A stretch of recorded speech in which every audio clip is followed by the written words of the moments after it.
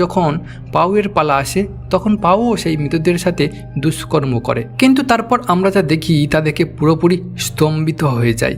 আমরা দেখি অ্যানা আবার জীবিত হয়ে গেছে, সে সব কিছু অনুভব করছে এবং তার চোখে থেকে অশ্রু ঝরছে, কিন্তু এত ঘন্টা জেগে থাকার পরও নিজের আঙুল পর্যন্ত নড়াতে পারছে না।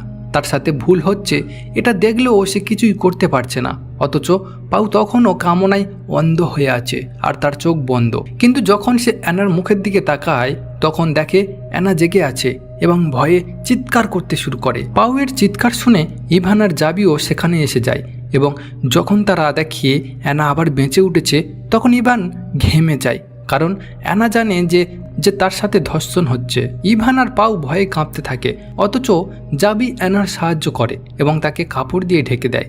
জাবি অ্যানার হাতে পানি দেয় খাওয়ার জন্য, কিন্তু ইভান তাকে সেটা করতে বাধা দেয়। তারপর সে রাগে ফেটে পড়ে, কারণ জাবি এখন অ্যানাকে ডাক্তারের কাছে নিয়ে যেতে চায়।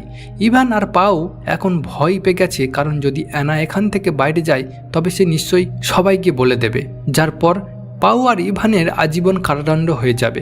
পাউয়ের ভয় হচ্ছে যদি তার মা জানতে পারে যে সে এক মৃতদের সাথে ধর্ষণ করেছে তবে তার মা জীবন্ত অবস্থায় মরে যাবে। তাই ইভান আর পাউ একটা পরিকল্পনা করে যে তারা অ্যানাকে আবার খুন করবে, কারণ যেভাবেই হোক দুনিয়ার চোখে সে তো মৃতই, তাই তাকে মেরে ফেললে ওরা আবার নিজেদের বাঁচাতে পারবে। কিন্তু জাবি তাদের এই পরিকল্পনাই নেই এবং বলে যে সে কখনোই তাদের সমর্থন করবে না, কারণ তাদের নিজেদের করা অপরাধের শাস্তি তাদের ভোগ করতেই হবে।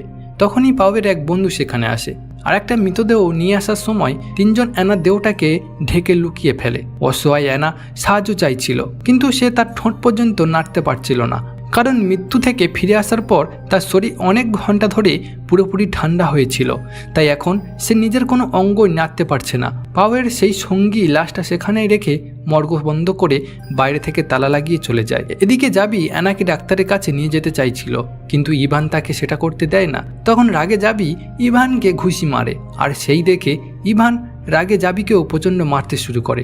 পাউ তাকে থামানোর চেষ্টা করে, কিন্তু ইভানের হাত থেকে জাবিকে মুক্ত করতে পারে না। তারপর যখন ইভান বুঝতে পারে